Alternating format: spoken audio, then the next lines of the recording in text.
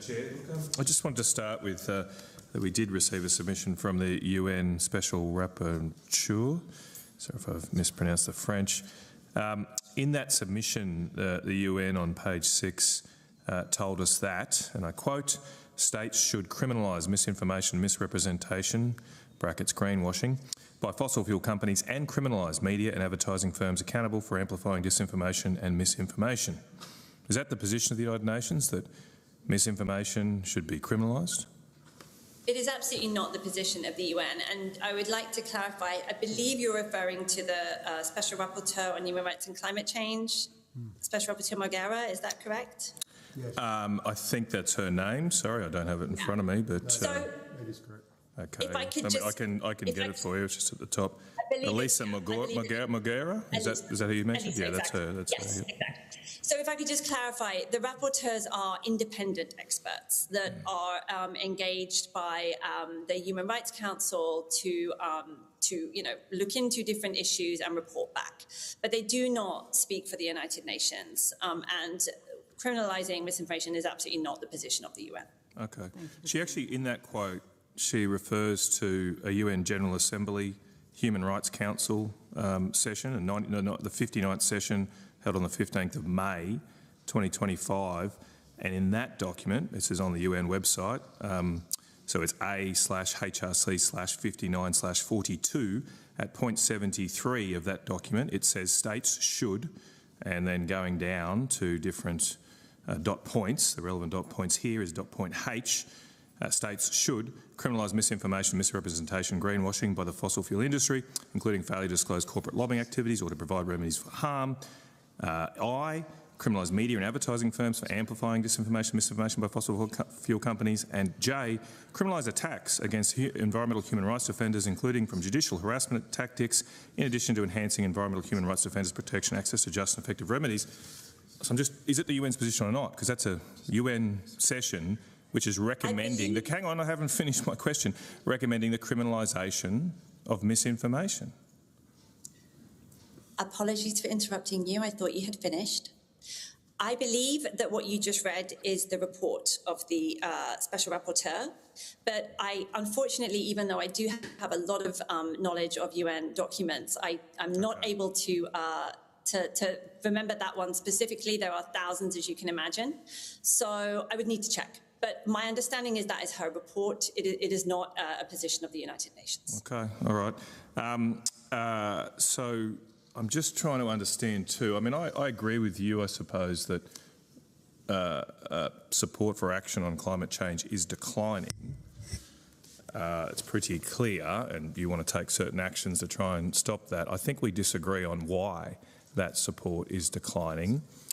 To me, it seems that the real issue is the lived reality of climate change policies.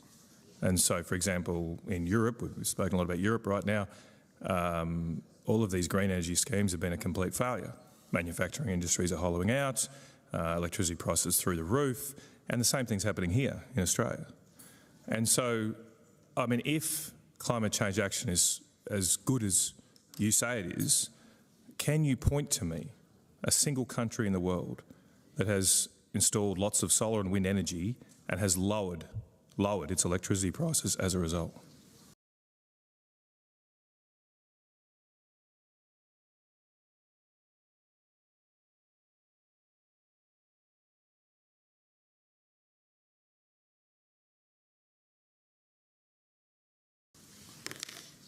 First of all, I would like to clarify, I don't believe I said support for climate action is declining. Well, why do we need a massive government-funded propaganda scheme? Canavan, you pulled up the witness when she interrupted you. Could you let her finish, please? Thank you. Okay. Yeah, I did not say that. And, you know, I was not, I don't believe I was asked to come here to discuss the benefits of different climate action projects. That is not my area of expertise. There are many who could speak to that. But what I can speak to is people's right to freedom of expression and access to information, people's right to access ideas and information of all kinds and to express themselves freely. And that is what we are advocating for.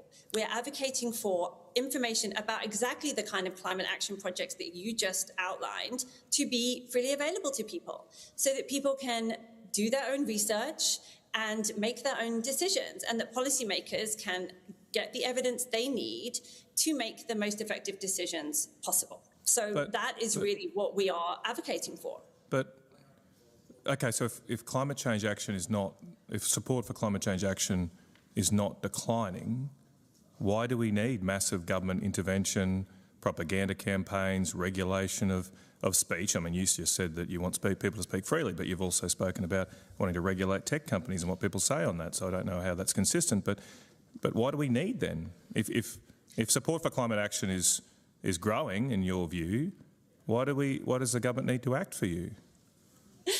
I also did not say that support for climate action is growing. I simply didn't comment on that matter at all. But I'm trying to understand the problem here. What's the problem? And I'm trying to explain it to you if you would let me. Climate action is, for us, the most urgent priority. The climate crisis is an existential threat, and we are trying to secure a livable future. Even with support for climate action, we still need to act immediately now, and we need to scale up efforts. And for that, we need the public to be engaged, and we need policymakers to be making the best decisions they can with the best evidence available to them. There is a decades-long, coordinated and intentional and very well-funded campaign to undermine reliable climate information. And that is something that we absolutely need to address. You know, of course it has an impact. We would wish that it didn't, but of course it does. And just to be clear also on is regulating people's speech, that is also not what I said. Tech regulation is about, you know, it can be human rights first and can be about transparency. And I do just want to say that I think it is a false dichotomy to say that you cannot have protective barriers, regulatory or otherwise, in the information space and uphold freedom of speech. As I've explained, you know, freedom of speech is about being able to express yourself in a safe environment, and it is about being able to access information, and that is what we are trying to achieve. One of the big problems in this inquiry is what is misinformation. I mean, it's sort of bandied about, but I'll just read a quote to you, and can you tell me if this is misinformation? This is a direct quote from somebody. The Paris Agreement is silly. To agree to go to net zero 2050 is just a crazy bad idea. Number one, it's impossible, and to try to even nudge in that direction just makes everyone poorer and makes their lives worse. Is that misinformation? This is not about trying to suppress people's opinion or arguments or free speech. That's exactly the point I'm making. Okay. Right? Like. But is that misinformation or not? Is that misinformation or not? Senator Canavan, can you just let the witness finish, please? This is the whole. Okay, I'm just going to make a chair's point of order here. Okay. I'll just read it. I'll just read it again for all senators. I remind senators of their obligations under the Behavioural Code for Australian parliamentarians to treat all witnesses with dignity, courtesy, fairness and respect. Please let the witness finish her explanation. Thank you. Thank you, Charlotte.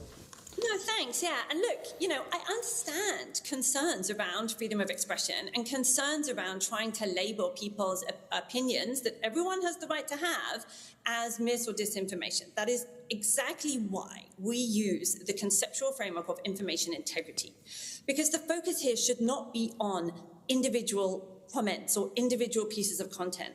It should be on having an ecosystem where, as I have said, people can access the information they need. Now, that means a range of information sources. Maybe we don't agree with all of them, but they should be able to make that choice for themselves. And I will say one other thing.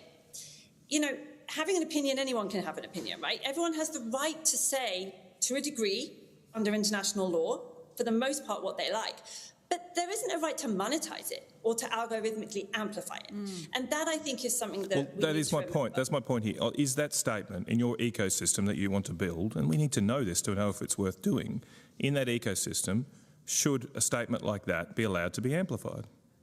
Now, just to be clear, that is a statement, that quote is from the Energy Secretary of the democratically elected government of the United States, Chris Wright, an expert in energy. Now, you might disagree or agree with him, but he's a democratically appointed person, and I think we need to know, if we're going to do this, in your ecosystem that you want to build, would a statement like that be allowed to be amplified, monetised, in any way promoted? I honestly, I think you said it was something about the Paris Agreement being silly. That's his right to say that.